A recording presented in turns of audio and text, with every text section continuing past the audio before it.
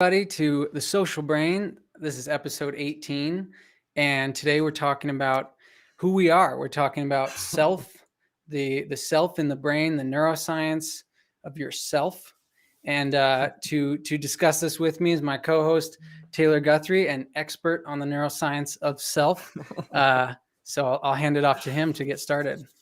Yeah. So, every single one of us has this desire to be the best version of ourselves, right? And we kind of thrive in these relationships where the other person allows us to really be our authentic self. But like, what does that even mean, right? And reflect for a minute, really, on kind of how cool it is that we can even ask that question, that we can contemplate who we are.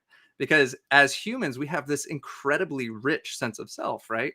We can reflect and we can report on our feelings and on our emotions.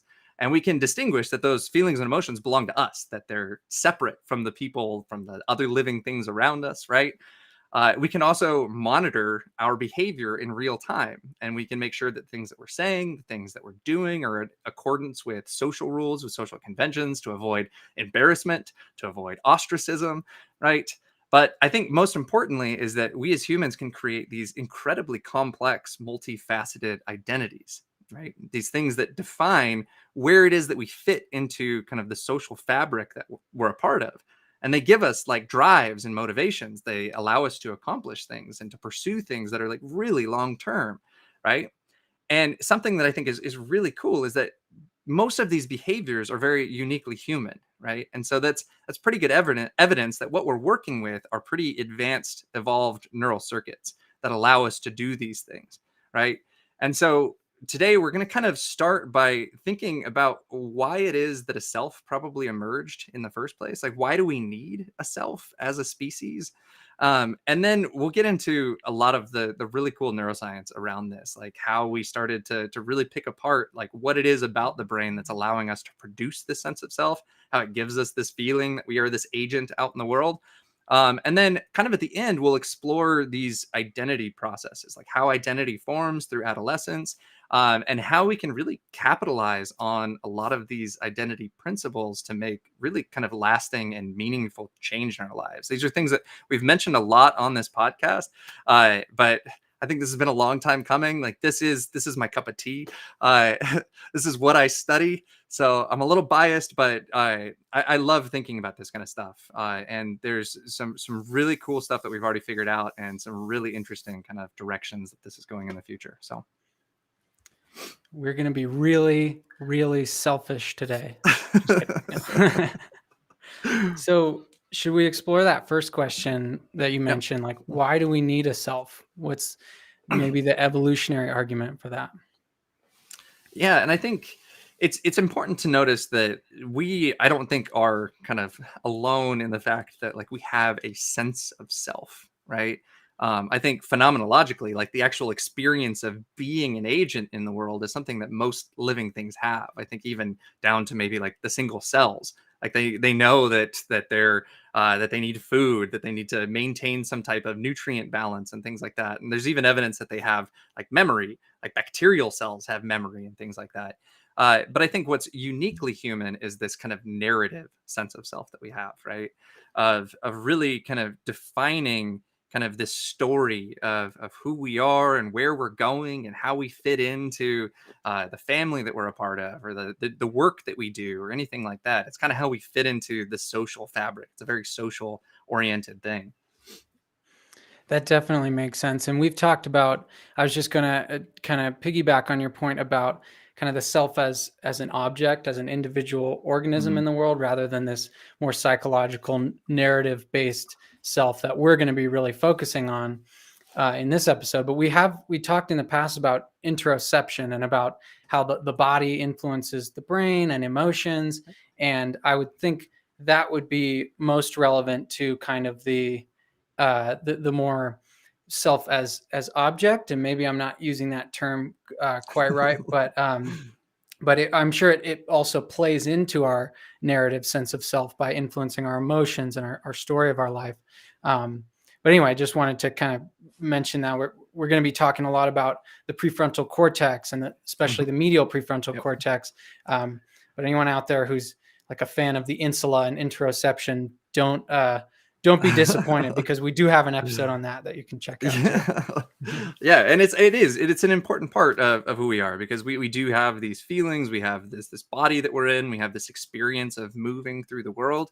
But I think that the narrative sense of self is really what gives us a lot of our drive, a lot of our motivation and purpose in life, right?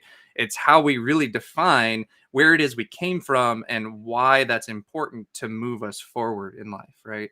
And we've talked about this a lot on this show, is that we have incredibly long-term goals as humans, right? We can go to work every day and grind and do things to try to achieve something that we're not going to see for years, right? I have a publication I need to write. I'm probably not going to publish for like 3 years, right? But I go to work every day and I do a little bit of work, right?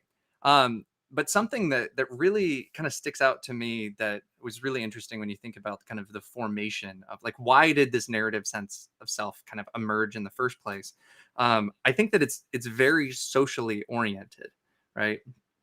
Because it is kind of defining like how we fit into this societal structure that we're a part of. And we are this incredibly kind of complex societal creature, right? uh, and there's this really interesting work that looked at, so I'm going to use this kind of metaphor, right, of looking at single cells. And if you go all the way back, like evolutionary history of single cells, of when it was that they made that transition into multicellular organisms, right? Because a multicellular organism is essentially like a society of living things that all have different jobs and different responsibilities. Like, we're made of trillions of cells that are all different. We have muscle cells and bone cells and nerve cells, right? That are all kind of cooperating together like a society would. But when you look very early on, when they were making that transition into multicellular life, there's this thing called exportation of function, right? So there was a point where there was just colonies of cells, and all of the cells were the same. They all did the same thing, right? They all had the same machinery to eat food and to digest food, to protect themselves. But when they got together in a colony, this really interesting thing happened where the cells on the outside lost their ability to digest food, and instead put all of their energy into creating a defensive perimeter around the colony. And the cells on the inside lost all ability to defend, but then had this enormous ability to digest food. And then it created this ability like, okay, we'll digest food and then we'll send that food out to the perimeters, to these people that are or these cells that are protecting, right? I see this kind of similarity with like how narrative self kind of evolved in a societal aspect, right? As our groups became more complex, as they became kind of complex societies, we had this need to export function, right? We're not all just hunters and gatherers anymore.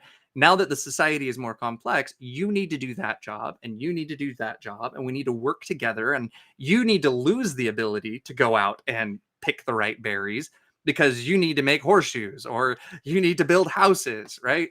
And it gave us this sense of purpose, of like where it is that I fit within this kind of social fabric that I'm a part of, right? That definitely makes sense. It reminds me of the saying in economics that no single person knows how to produce a pencil.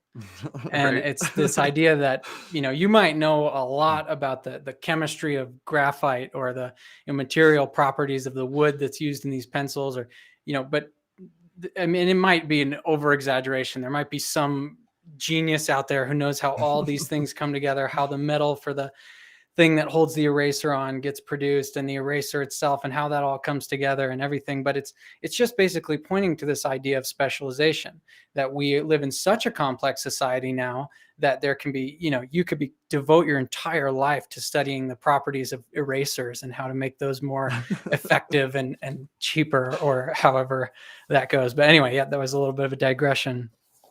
No, I think it's perfect because it also highlights where these things go wrong, right? Think about like some of the symptomology that comes when you don't have a sense of purpose, when you can't find where it is that you fit into society. I mean, we live in an age of identity crisis, right? There's like so many options. There's also so many jobs that are disappearing that existed 10 years ago that don't exist anymore. We're like in this really fast changing society. And what we'll kind of talk about kind of near the end too, when we get into more of the identity stuff, is that like it used to be that we knew what we were doing at like 20. Like people were starting families, they had a career that they were going to work for the rest of their lives. And now it's like not until like 30s that people are actually like starting careers, if they are, things like that. And so I think that this is a really important thing to really kind of capitalize on, is that if you can realize that your sense of self is very intimately tied to how it is that you fit into the world, then you realize that some of the symptoms that you get from like, oh God, what am I doing with my life? Like, that's normal, because you're trying to find some sense of long-term purpose, right? Totally. Yeah. And I guess a lot of that has to do with building your sense of self, but also understanding what your maybe your natural talents and your natural capabilities are, Yep. and then finding a way to express that in the context of this complex social or this complex society. But anyway, I guess we're getting a little bit off of our focus of the neuroscience, but Yep. uh, yeah. So okay. So what exactly we've mentioned that this is this narrative structure about who we are, but like what is the self, and what is it, how is Yeah. it represented in the brain, and what do we know about that? So I think the really important part to start is looking at kind of how we've looked at this over the last couple hundred years, and then how cognitive psychology kind of came in, and realized that there's something kind of special, right? So back in the 70s, we didn't have brain scanners, right? We weren't able to look into someone's brain and say like, oh, where is your self? Like, is there a self, right? Uh, we did in the memory world. So cognitive psychologists were studying things like memory and attention and things like that. And this really interesting finding came out of the memory world, where there were people that were studying what's called depth of processing, right? So if I were to show you some word or a list of words and say, I want you to remember these words, there's a couple different kind of manipulations I can use. I can say, are all of the words capital letters? Right. And that's like your task. And you go through and you just say yes or no, are these capital letters or not? You don't have very good memory at the end, if that's kind of what you're doing. If instead you say, does this word rhyme with something else? And you kind of engage more of a meaningful process, you start to develop more memory. And then if you get into like, what does this word mean? Is it similar or different to other words? Right. You start to see that like the deeper in the processing you get, the higher the memory gets. But they added this other condition where they said, I want you to make this word self-relevant. So take that word and put it into some type of a sentence that's about you. And all of a sudden the memory just like shot up through the roof, right? We have really, really good memory for things that become self-relevant. And so it started this debate. It was like, okay, is the self this like special thing in the brain?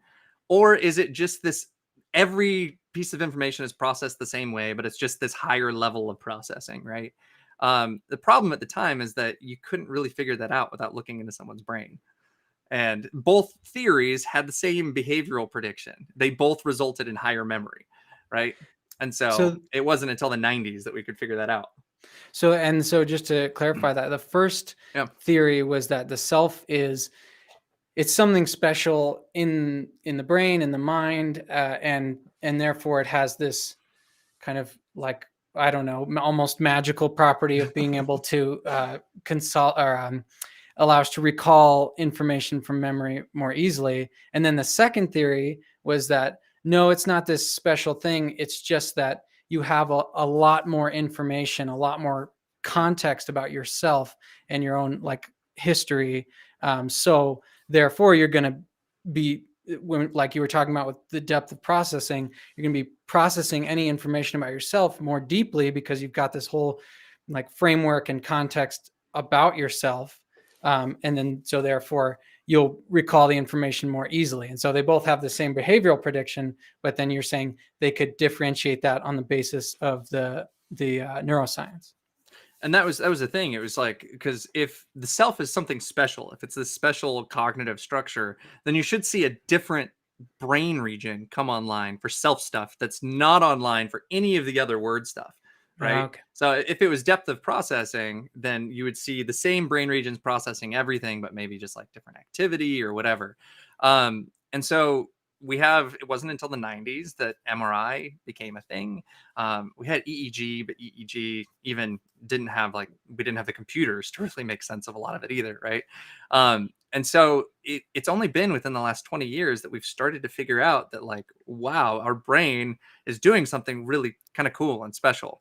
And this started with so Bill Kelly at Dartmouth did some of these studies where he was kind of looking at that memory problem of like, okay, is there something special going on here? And what he found was that there was this region in the medial prefrontal cortex. It's kind of on the ventral side of things, so down, kind of near the bottom. Like where the Tends to brain fall. kind of curls over in the front, right? But Mhm. So you're near going to be the a little bit above that, kind of in the little midline. bit above. Okay. Yep. And that region lights up really, really robustly for things that are self relevant and doesn't light up for any of the other semantic stuff. So it's not that it's being processed the same way as everything else. It's that as soon as we realize that something's self relevant, this like selfie region turns on. That's like, hey, this is important to me, right? Like, pay attention. Which is really, and like, if you're a student that's listening to this podcast right now, I want you to really take this in, because if you want to learn information, if you want to actually retain, not just regurgitate something onto a test, if you actually want to retain information, you need to find out how to make that relevant to you, to your goals, to your purpose, to whatever it is that you're doing in life. Because we're seeing that there's this mechanism that's like, hey, this is important to my long-term goals. Let's bring it in. Let's attach it to our self-concept in some way and like make our self-concept more elaborate. And there's like empirical data, right, showing that when students do that, as opposed to just just referencing other people or kind of a not referencing people at all, that the Yep. self referencing condition, they tend to remember things much better than Yep. than the other conditions. And this is something, so this is really kind of changed the way that I teach. So whenever I teach a class, so if you watch any of my lectures on my YouTube channel, you'll notice that the very first lecture of an entire course, that first like 10 minutes, I put more time into that first 10 minutes than I put into like the next 5 lectures combined, right? And it's because I want to really get across like why it is that this information is meaningful, right? Like you just like start a class. I mean, any of you can kind of remember any class, they just kind of jump in, right? They're like, all right, this is 1954 when, and if you can start instead by really tying it, like, look, let's take all of this information that you're about to learn and let's really kind of conceptualize it. Let's talk about why it's important and how it's connected to you and to your purpose and why you're taking this class and what you're doing. Then it really sets the stage for everything that comes after to really kind of fit into that. That's so cool. That and your expression and your like enunciation in your videos. If people want to watch good neuroscience lectures from like a university level, check out Taylor's because of that reason, and that's something that we've tried to incorporate into this show as well. Is like, how is this relevant for your life? Because I mean, ultimately, we want to help people out with this information, but we also want you to remember it and to be able to have like a deeper understanding of it. But anyway, kind of I like that. going off track there. No. So I think it's so where we're at that now is that, okay, so we found out that there's this special structure in the brain, right? And that led to a series of researchers that really started to dig in and say, like, okay, what is it about the self? And what you'll notice is that most of the people studying it are social neuroscientists. And it's kind of interesting, like studying the self, but you're a social, and it's because the self is incredibly social, right? Like, we have this sense of self because we're a part of all of these intricate groups, right? We have these families that we have to relate to. We have friendships that we have to have some type of identity in. We have work and purpose and all of these things that all kind of wrap up into this idea of the self. And so what's really interesting is a lot of the work has started to try to differentiate, like, okay, what's going on in the brain when I'm thinking about the self versus when I'm thinking about other people. And there's some really interesting work. So Andrew and I were talking a little bit about this before the show started, but there tends to be, when you look at other people. So if I'm thinking about Andrew, if I'm thinking about one of the listeners or something like that, I tend to use a region that's more dorsal on the medial prefrontal cortex. So higher to the top, or higher to the top, closer to the top. And when I'm thinking about myself, I use this region that's more ventral. But they started to do this interesting thing where they kind of manipulated who the other person was, right? Is the other person I'm thinking about close to me? Are they a good friend of mine, or are they similar to me in terms of kind of politics and interests and things like that? And the more that they manipulated that other to be like me, the more the activity started to drift down into the self region, right? Uh, and it was this really interesting. It kind of prompted these theories about.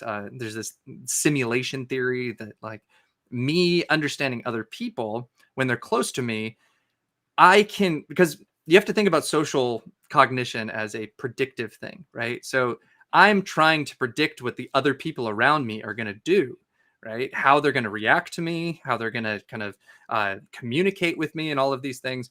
And if I don't know you, then I'm probably going to use some type of stereotype, some type of heuristic, right? You fit into that group. And so what could be happening is that the DMPFC could be kind of keeping these stereotypes online of, like, I'm using this kind of this heuristic, this shortcut to predict you, to predict your behavior, to kind of figure out where you fit in relation to me. But as you start to get closer to me, as you start to become more similar to me, I can use myself as a template for predicting you, right? Because you're like me, you act like me, you do similar things that I do. And so you're going to start drifting down into this region that probably keeps some type of template of me, of my preferences, of the things I like to do. That's really interesting. I hadn't thought of this till now, but does the same effect come up when if you know somebody really well, but you don't consider yourself very similar to that person? Do you still see that same effect? Yeah, and it's interesting because they have tried to kind of dig into that. I don't know if there's like enough work that's been done in that regards, but it does seem to be that, like, intimacy is driving a lot of it. So the stronger the bond, the closer you are. They talk about it more as like kinship, right? Mm, It could essentially be this kind of in group out group type distinction of, like, okay, you're part of my group, so I'm gonna kind of uh and so gotcha. this is kind of hot off the press. I haven't so it's something that I'm working on. I just had some significant results in something that I'm working on. But we do tend to see that uh that the more I'm a friend with you, the closer I am in friendship to you, the more distinct my representation of you is. So I start to form more of a kind of actual representation of who you are and what you're going to do, as opposed to having just kind of this stereotypical shortcut. That is so cool. Um, okay, so we're talking about how our representations of people change as we get to know them better, or maybe that as they become part of our in group. Um, so what does that say about this vmPFC region? What is it doing? Like, why is it having that? Why are we seeing that pathway, that effect occur? Yeah, and I mean, that is an open question. That is something that I spend a lot of time thinking about, a lot of the time, because it could be that there's like this a self region in the brain, but we really have to think about, like, what that region of the brain is actually doing, what it's computing, right? And you tend to see, when you venture out of the social neuroscience world and you start looking at other types of cognitive neuroscientists and things that we've talked a lot about on this show, people that study decision making, people that study memory, people that study attention, all of these different things, you tend to see this self region pop up in a lot of them, right? So one of the big ones is value. So and this is something I think we've mentioned on the show before, but the vmPFC, this region that typically is involved in self, also pops up when you're making decisions. and usually kind of simple decisions like, should I choose this or should I choose that? And what they think is happening is that the vmPFC is calculating the value of those different decisions, right? And like when you start to think of like, okay, we need to start tying a ribbon around this. Like we need to see like, okay, what is it about value and about the self that are somehow connected, right? My mentor also has a paper about the connections that this region has to reward centers, to kind of ventral tegmental area. Uh, and so you have to think that like the closer something is to me, to my sense of self, the more valuable it's going to become, right? Because it's tied to my goals, it's tied to my pursuit, it's tied to my preferences, like who I am. And so it could be that this region is kind of keeping some type of memory of like all of my past preferences, all of the things that have been good or have been bad in the past, and is able to like, yes, it pops up for self, but it we can use that sense of self to make decisions, right?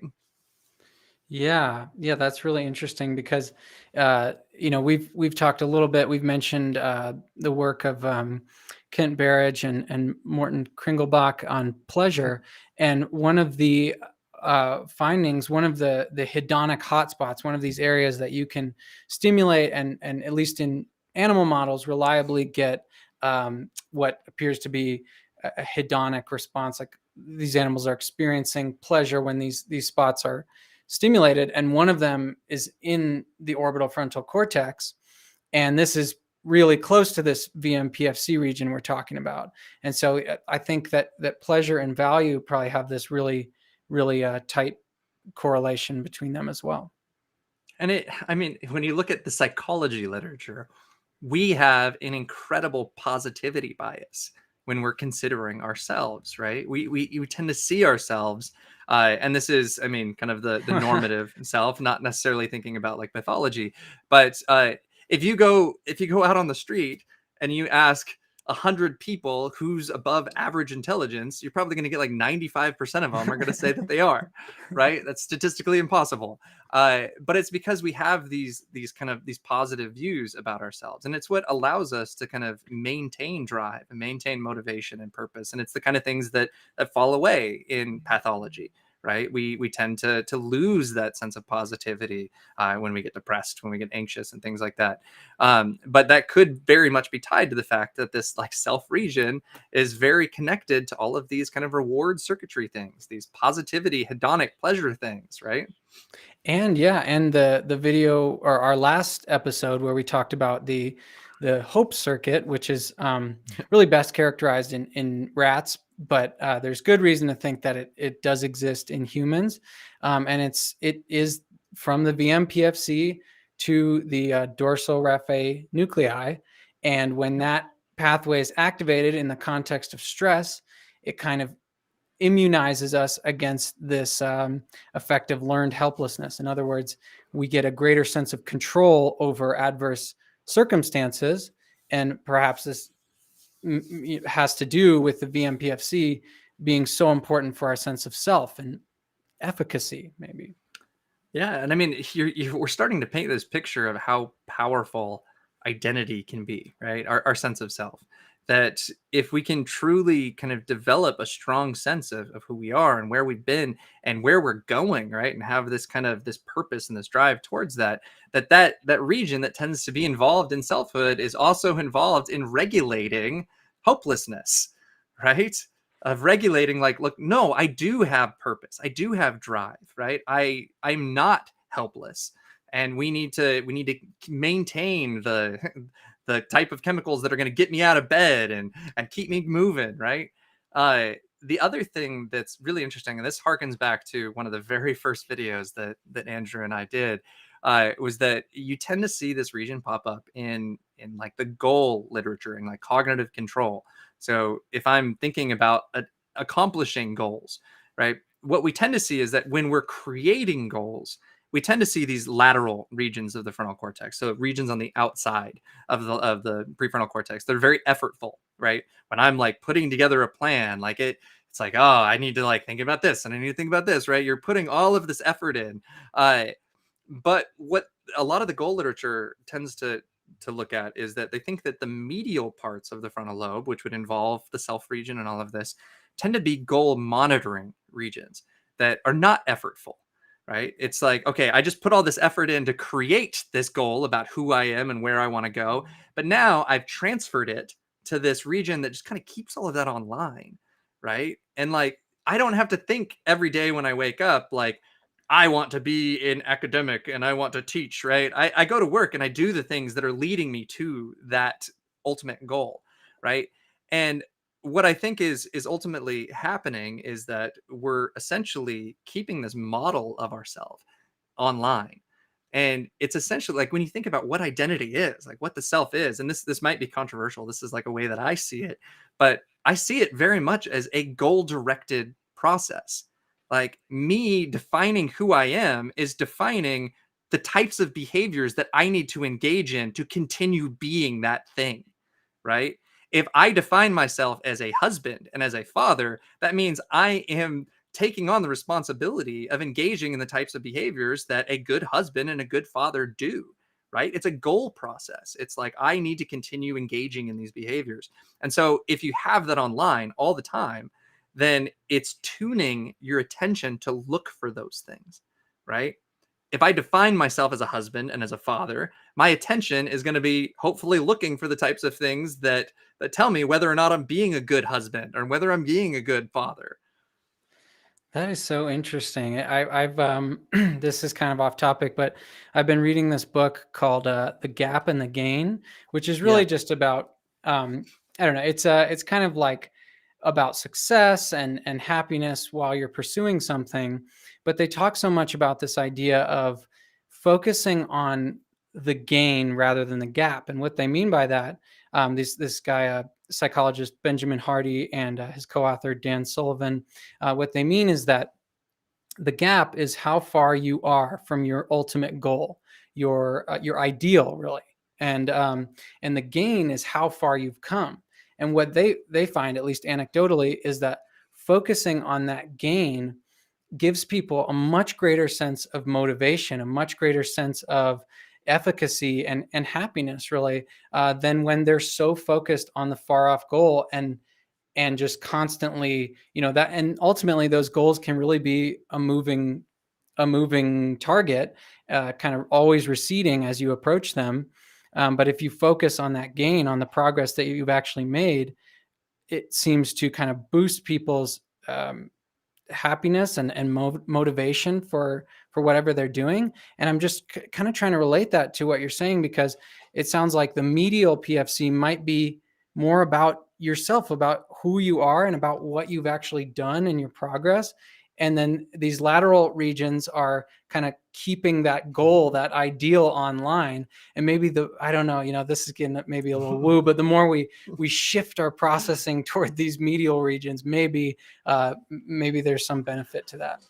And I think something that's important here is that what you just described takes an effortful piece, right? So what I'm describing is that like once you've done the effortful piece, then it's like it's just online all the time, right?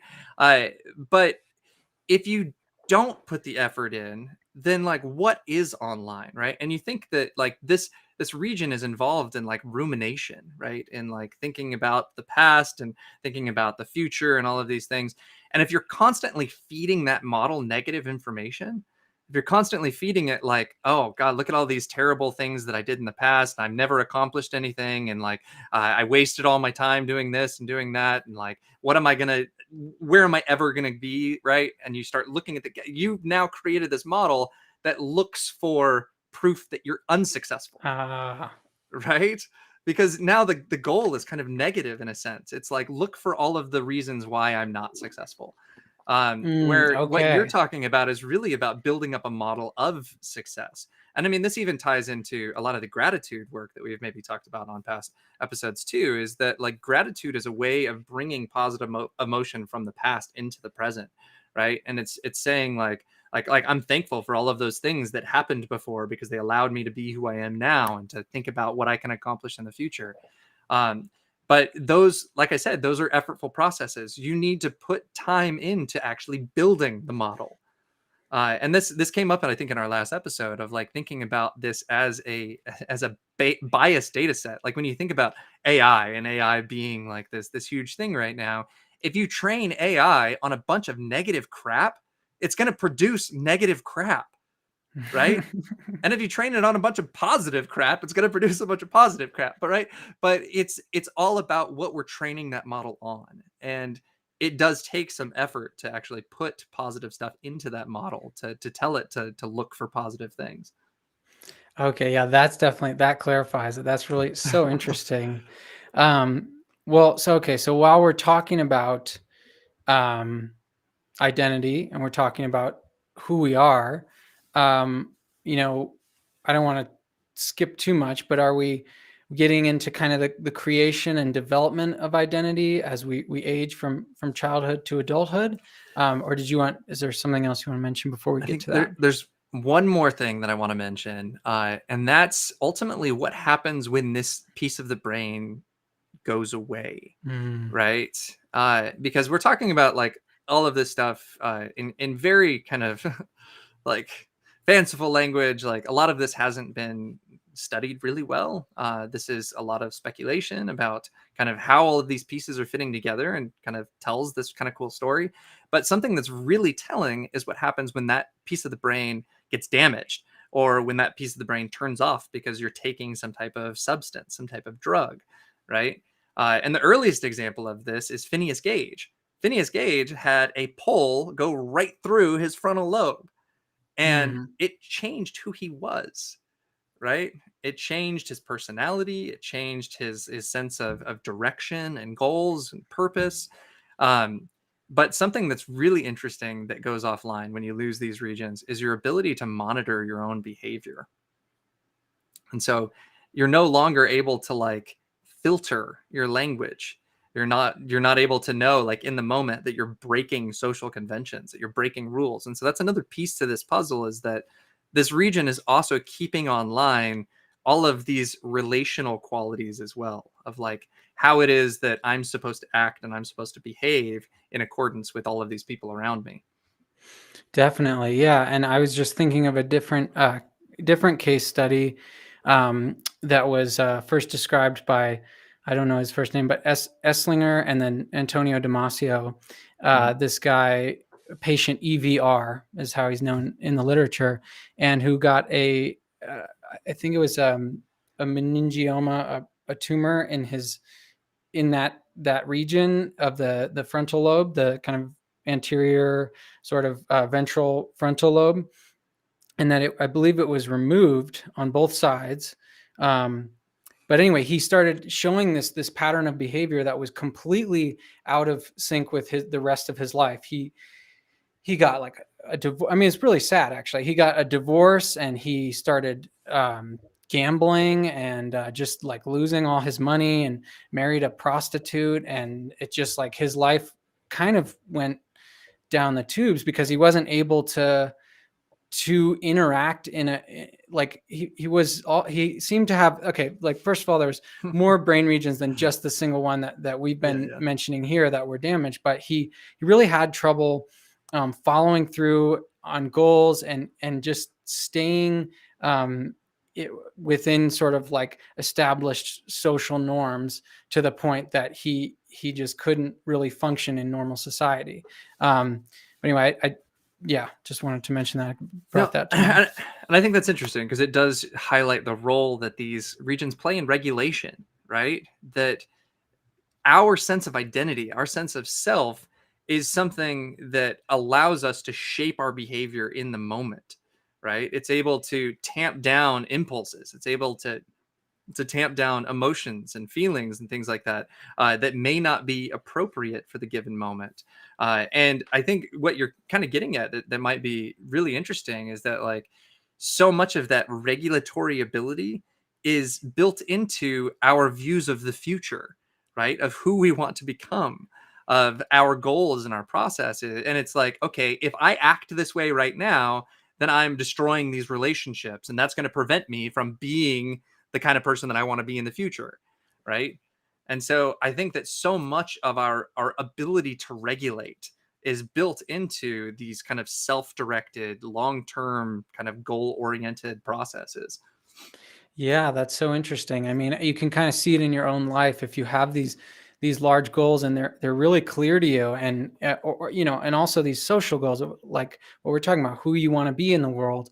It's like your decisions, and we'll maybe talk a little bit about this later, but your decisions seem to just sort of flow naturally from those values because you know that they're being held online maybe, and then these regions that are more important for the day-to-day decisions and regulating your behavior and emotion are sort of taking their cues from these other um, more goal relevant regions. And I think the last piece of this puzzle is what happens with psychedelics, with certain types of drugs and things that there was kind of this theory at the onset that it was what it's called hypofrontality, that like the whole frontal lobe is just getting less active. But it's actually like when you look at it more distinctly, you actually see that the regions that are really turning down are these self regions. And there's a phenomenological, like, what is it actually like to experience these things? Is you have a loss of a sense of self.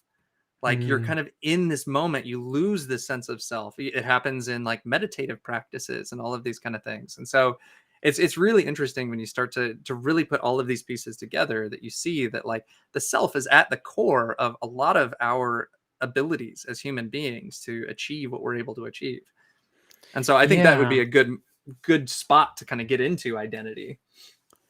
Right. Okay. Yeah, definitely. Um, sorry, just looking here. Okay. All right. So what is do we start out with an identity as babies, as infants, or is it something that has to develop over time? And it's interesting because you have to think about it. You have to differentiate like identity from temperament, right? From Mm. personality. Because like my son definitely has a temperament, definitely has a personality, right? He is a wild child. But he, I don't think, has a very strong sense of the future, right? And you can kind of think back on your life. It makes sense. Like the older you get, the further and further I think you're able to see into the future, right? Uh, and what region of the brain is the most highly developed later in life tends to be these frontal cortex regions. That's so interesting. Yeah, I'm going to get on another tangent here, but I was just talking about this yesterday that like when I was a teenager or like a young teenager, especially, Yeah. I was more of a like a really unhealthy snack connoisseur. Like I would just, you know, like I like hot Cheetos with lime more than regular hot Cheetos. And now it's like I just totally avoid that stuff. But I think it definitely had to do with that sense of self and the future, especially like Mhm. what is this going to do to my body, that just wasn't even, it didn't even really matter back then, you know. And now it's so front and center for me, and I think it definitely has to do with this development that you're talking about. But anyway, I skipped way ahead No, no, no. to the teenage years. Right. No, I think that's really important because that's where we do need to focus because it's really interesting. So I taught this development class, and it's when you look at the textbook, like the textbook's like this thick, and if you're listening, it's 2 inches. Right? But you look at the first 20 years of life in that textbook take up like 3/4 of the textbook, and then the next like 70 to 80 years of your life take up like 25%. Uh, and so it shows that like so much happens in terms of development in that first 20 years of life, and especially in adolescence. And you have to realize that like almost every single, I mean pretty much every mammal goes through an adolescent period. And it's this thing that you have to think about, and it's really important I think to reflect on. We all go through this transition of dependency to independency, right? And that transition requires specialization. And our Right. brains are hardwired to go through the process of specialization. Yeah, that definitely makes sense. So we have to start thinking about like ourselves in the world, Hmm. and how we are actually going to make our lives into what we want them to be, or something desirable. rather than having that be dependent on a caregiver. Yep. And that's it's a scary place to be, right? Especially in the world now where like those options are pretty far off. They require a lot of work. I mean, I remember my dad, like when he was a teenager, was like a PT tech, and now that requires like a 2-year associate degree to be able to do. Like we live in a very kind of specialized world where anything that you want to do requires these really kind of big decisions that you have to make about your money and about your time, and then you're out on your own and you have to figure out how to like who am I in terms of like not being a dependent on my caregivers? Like, what is it about me that makes me special, that makes me unique? There's like when you look at the developmental literature, there's this whole period of kind of adolescence into emerging adulthood where you're spending a lot of time like thinking about those questions about what it is that makes me unique, what is it about me that allows me to kind of fit in with other people, with the social structure, with everything that we're doing. And it's not fulfilling those questions that leads to a lot of kind of depression symptoms and anxiety symptoms and things like that. Yeah, and pile on top of that, I guess when you are starting to get to later adolescence and you're moving out of the house, your frontal cortex is still developing. It's still undergoing this myelination process, and the connections aren't fully matured yet. So a lot of these processes we're talking about are still coming online as you're making these really big decisions. And but yeah, so anybody who's like a teenager or has an older teenager, like just keep that in mind. That's probably part of the turmoil that they're going through. And there's this fascinating thing that happens to the brain during adolescence with pretty much every species. There's this huge pruning event that happens where we lose a lot of the neural connections in our brain. And it's mainly been talked about as kind of, it's probably this way that we're specializing, right? We're choosing to kind of get rid of all of these things that don't help us to be an independent agent in the world away from our caregivers, and we're really doubling down on the things that make us unique, that make us kind of special, that allow us to kind of be a person out in the world. And it makes sense too, because in those really early years, we're just forming connections like crazy, like Yeah. especially in the infant brain, but also like through childhood, we're just like Yeah.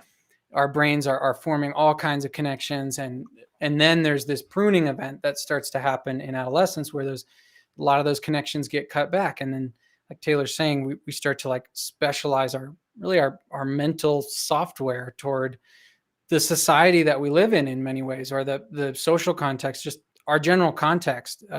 We have to kind of mature into that. And I don't know, what do you think about the idea that as we age, the reason that our prefrontal cortex takes so long to mature is that one of the reasons is that we're in this complex society, and we have to be flexible enough as we develop to be able to learn to cope with and adapt to that society that we live in, because otherwise, if it was all hardwired, we wouldn't be able to have as flexible of behavior and cognition around that stuff. No, Yeah. totally. And I think we mentioned this on a previous, I think it was the plasticity episode, that these regions are super plastic. And one of the reasons that they are damaged so easily in Alzheimer's and frontotemporal dementia and things like that is because they're plastic. When we hardwire things, we also protect them. Like we create these like hardwired things and we solidify them in place or whatever. And that gives us some protection from disease and things like that. But it really shows how important these types of abilities are, that they stay plastic, they stay flexible, right? That there has been kind of a lot of benefit from being able to really adapt how it is that we can fit into these incredibly complex changing societies that we're a part of. And that we can pivot, right? Because like I know that there's probably lots of people listening to this that have had to make lots of pivots, made a career change at like 50, right? Like it's something that you're able to do that because you have all of this plasticity in the region of your brain that allows you to form long-term goals and purpose.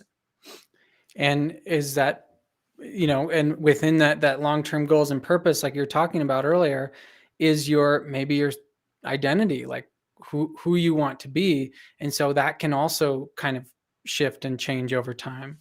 Interesting. And I think you're you're really kind of getting into the thing that I love most about this kind of work, because identity is incredibly powerful. And I'm not just talking about racial identity or cultural identity or anything like that. I'm talking about just identity in general.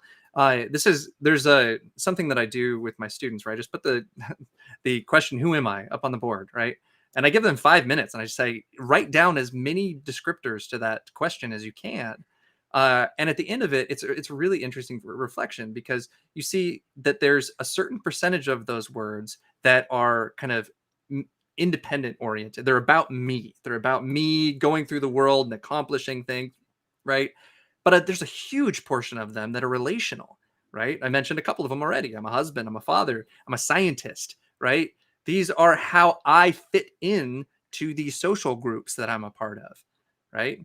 And so identity becomes this thing that drives our behavior, that becomes this motivator of behavior. And if you really think about these goal oriented things that I was talking about, of like, if I define my identity, if I spend the time, the effortful time, like, who am I? Like, what is important to me? What are these values that I have? Then they get transferred to these medial regions, which are probably kind of keeping that stuff online. So instead of saying, I'm going to go on a diet and I'm going to lose 20 pounds, right? You've just defined to your brain that you have a goal to eat healthy food right now until you lose 20 pounds. And then it's gone, right? But if instead you put the work in and you actually start defining your identity in a different way, and this is, like I said, these processes are flexible, right? We think that they're rigid, but they're really not. We think they're rigid because we're in social interactions with people that have expectations of us and all of these things that make us think that we're kind of stuck with who we are. But that's not how it is in the brain. Like, these processes can change. And so if you start to define yourself as a healthy person, I am a healthy person, you start tuning your brain to look for healthy choices, right? Mhm. Like you just said, with you're not looking for hot Cheetos with lime anymore, right? Your brain does not, like, you walk into the store, your brain's not like, hot Cheetos. Like, it's like Yeah. chickpeas. That is, yeah, exactly. Yeah, yeah, it does. It's so interesting because it's this like effortless filtering of Yeah. your behavior and your decisions, because you've instantiated that goal as part of who you are. That's so interesting. Oh man, I had something Powerful, else. Yeah, yeah. right? And Yeah. it's hard. It takes, because we're working with a model that we've spent years and years and years with, right? That's been operating under the hood. And it takes a lot of life circumstances. Like, I remember writing a song on my guitar for my dad one time. Like, the whole premise was, tell me what you told me back then, right? And it was this thing that, like, when we're young, we're told all of these things that, like, we should do, like, you need to not eat your hot Cheetos with lime or whatever. But it's not until we actually get knocked down by life that we start to incorporate these lessons into our self concept, right? And then as we get older, tell me what you told me back then. It starts to make sense. It starts to kind of create this narrative of, you know what, I need to be healthy, because now I feel my body breaking down, right? I feel my joints hurt, right? I need to eat better. I need to exercise. I need to do these things, because I'm starting to realize why they need to be incorporated into my identity. That is so interesting, and I think when you couple that with the idea I was kind of talking about earlier, that gap and gain framework, but Yeah. when you focus on that progress that you're making towards that goal, and then you can actually start gathering evidence that you are that identity that you want yourself to be. I think that combination can be super powerful for maintaining that behavior over time. But like when we had our episode on self-regulation and self-control, I can't remember who it was, but somebody that we referenced was talking about how it seems that in the literature on self-control, this is maybe like one of the most powerful strategies for regulating our behavior. That when you instantiate that as like a Yes. goal, that I'm part of my identity is being a healthy person rather than not eating, hot Cheetos with lime today. No, totally. And it's something that becomes so like inherent, right? Something that we've talked about so much on this show is how we really need to start reconceptualizing how it is that we think, right? We think we have insight into our thought process, into how we make decisions, and how our cognition works. But so much of everything that we do is under the hood, right? Like Andrew and I have joked about writing a book called Under the Hood, because there's so much, like our beliefs, our values, our identity processes are not things that come to the forefront when we're actually engaging in these things, when we're actually making these decisions. They are the filter that all of this stuff is passing through. And so it's like, what do you want your filter to look like? It's plastic.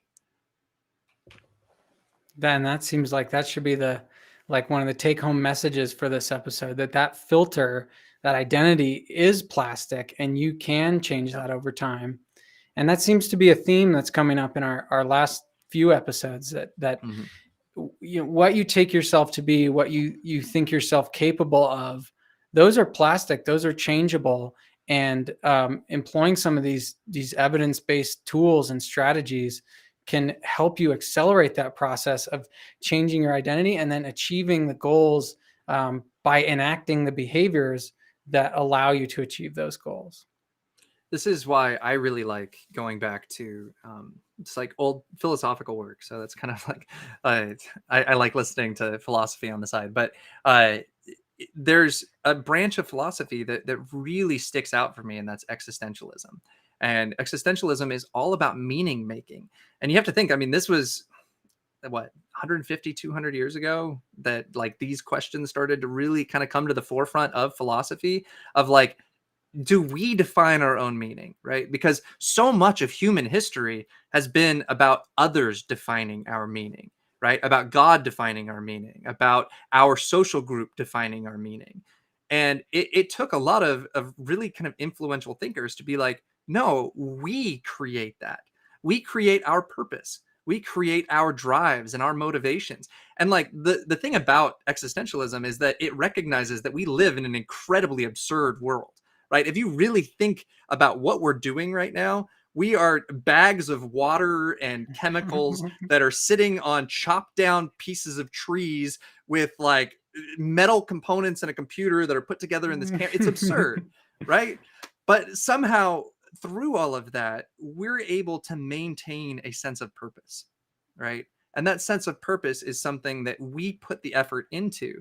And the really important thing, I think the distinction that I really wanted to make with like bringing identity and adolescence into this, is that yes, I'm talking about this on a historical scale, right? That historically we haven't had a very strong sense of independency until recently in human history. But we also experience this through our lifetime.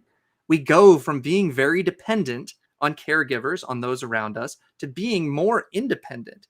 Some people never make that transition, right? Some people are very stuck in dependency on expectations and the groups that they're a part of and the relationships that they're a part of. And you have to realize that the self part of being alive takes effort. It takes recognizing, what are those things that other people are putting on me? What are those things that are dependent? And what are the things that I'm actually defining for myself? Oh, that I love that.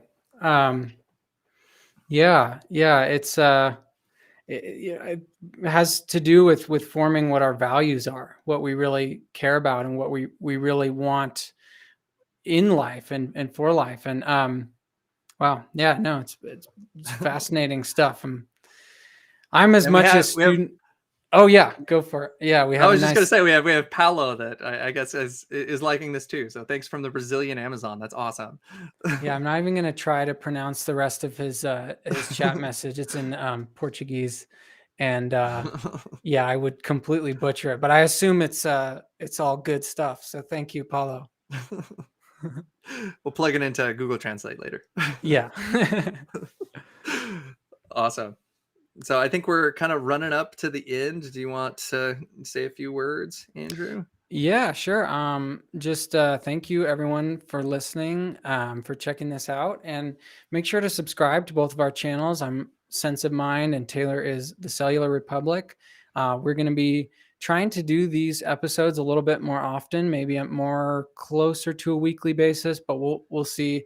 Um, Next week, we're going to have an AMA episode, an Ask Me Anything episode. So if you've seen my posts or Taylor's posts about throwing your questions into the comments section on those posts, go ahead and do that. And we might not get to all of them, but we'll save questions and we'll come back to them probably in future episodes. So that's be on the lookout for that. Yeah, and I think some of them might require a whole episode to really dive into and to give us time to research. Like we put a lot of time into every one of these episodes that we do. I mean, we dive into a lot of videos and papers and everything as we're getting ready for these. So we're going to try our best to kind of answer what we can, and then we'll save the other ones for later. But I kind of want to just echo what Andrew just said. Like, thank you for listening. This is really cool that we have the audience that we do, that people continue to tune in and want to hear about the brain and how it relates to their psychology and their behavior. We want to continue doing this, but we also need to make money. So for those of you that are willing, like we want this to be free to consumers, but for those that are willing, it would be a huge help if you kind of join the Patreon, the link up there that Andrew's pointing at. You can do really small kind of low tier, like $1 an episode kind of things. Every little bit really helps a lot for us. So thank you again for tuning in, and we will see you next week for Ask Me Anything, or Ask Us Anything, AUA. Yeah. All right. Well, thanks everybody. I know we got one last comment in here from Chaz Thompson. Love listening to you guys. Do something about functional autism sometime. Would love to hear your perspective.